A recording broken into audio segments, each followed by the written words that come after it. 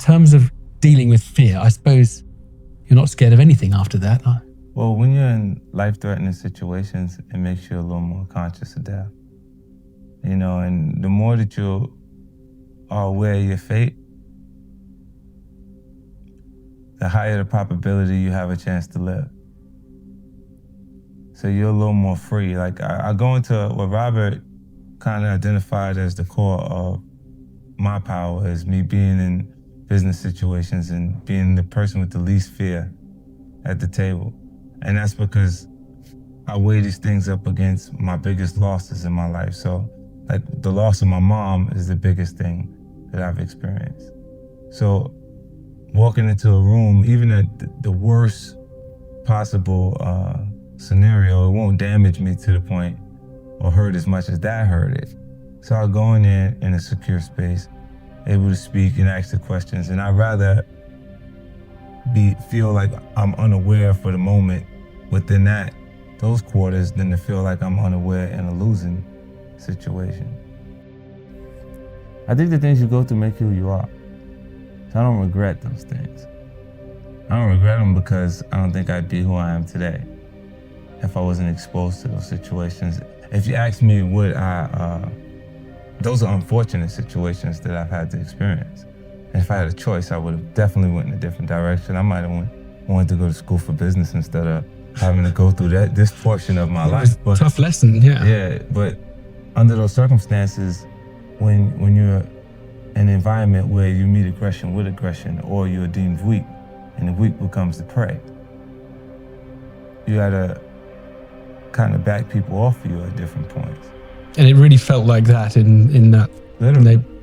Yeah.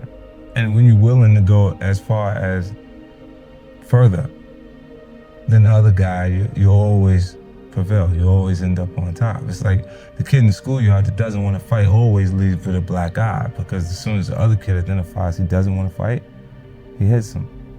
But this is back to the negativity of human beings. Yeah, like, I mean, I never wanted to fight, but kids.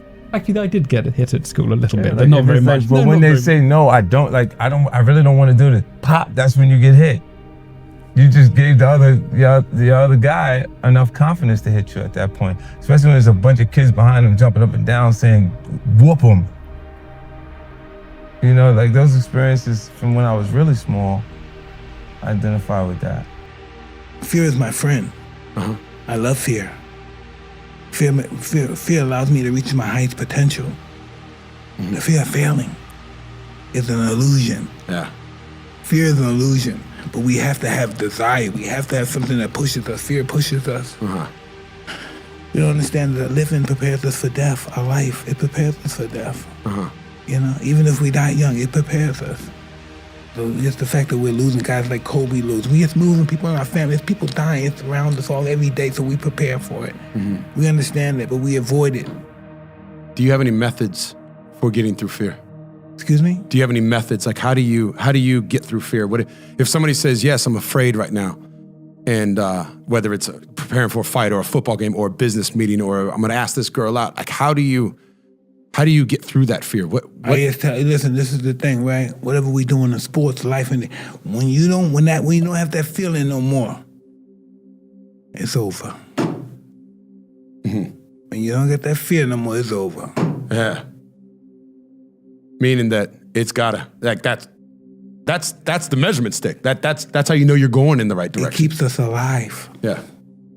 Listen, you think a deer comes to a lake. He feels the intention is a lion in the tree.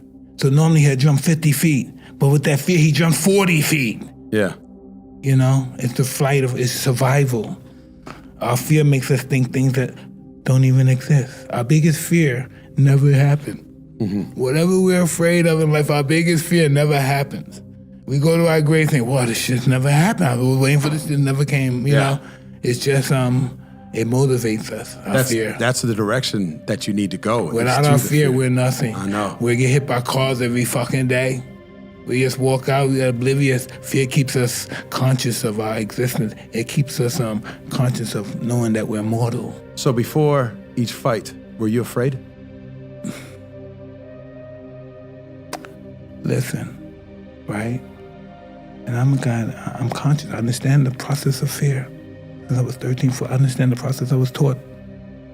And I'm scared, I'm crying before. But I'm not crying to get my ass kicked. I'm crying because I'm going to lose the same people are not going to love me no more. I'm not going to be nothing. I'm going to go back to Brownsville. I'm a failure in life. I'm nothing. I'm a bitch ass nigga. And then and then as soon as they say it's time to go, I turn into a monster. How does that happen? How do you think it happens? I feel like for me, I had to do the same thing. I used to cry. I used to be so nervous. I used to tell myself I'm not playing football anymore when I first started. Even after I went through my failure of Pop Warner, when I got to freshman football, sophomore year of football, I was like, I don't want to do this anymore. I'm so scared right now, the butterflies. And then we go out there after that first hit. It's like, okay, I'm in the game now. And I loved it while it was going on. And then after the game, we'd go back to that like little bit of fear. What did you know about projecting? You mean getting out in front of it, seeing it happen before it happens, or? Throwing it out there. Uh-huh. Listen, check this out. And I know we're on your cast, right?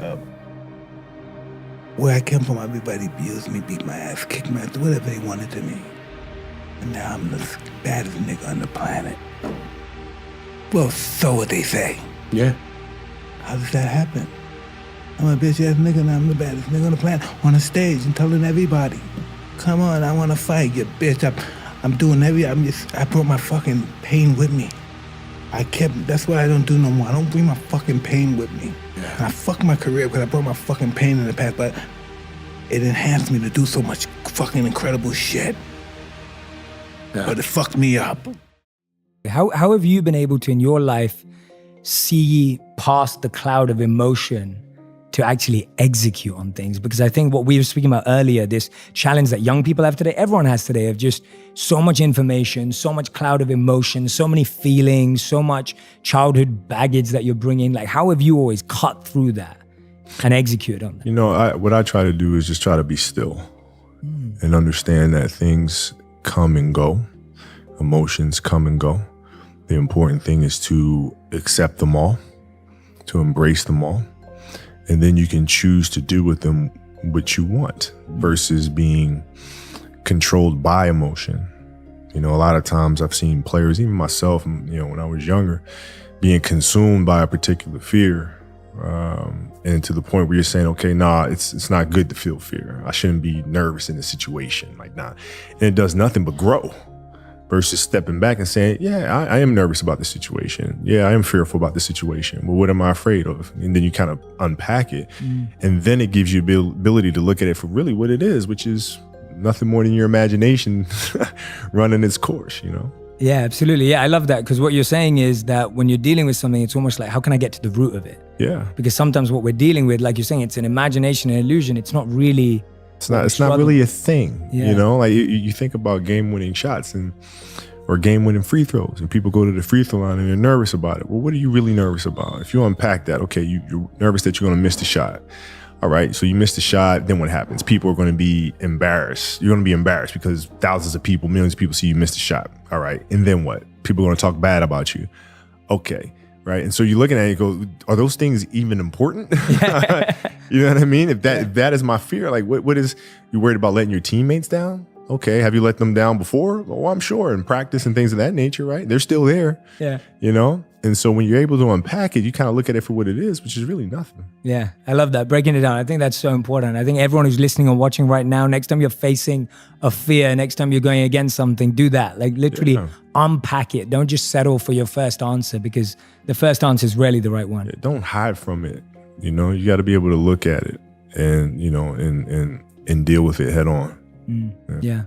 I love that, man. And you talk about that because you talk about, when you talk about missing 5 throws and you talk about getting over yourself. Yeah. Right? Like getting over yourself. How did you get that mentality of just being like, I need to get over this. Like, I need to get over myself. Trial and error. You grow up and you make game-winning shots and it's awesome. You come back the next day and miss a game-winning shot and it's misery. And then the next day comes and you're back playing again. And you understand that life has this cyclical nature where it's, what you do on Monday, it's fantastic, but then Tuesday is a bad day. But guess what? There's Wednesday. Yeah. So are we just supposed to live our lives like this the whole time? Versus just staying like this and understanding that it's really just a journey of evolution every day. It's just constant improvement, constant curiosity, constantly getting better. The results don't really matter.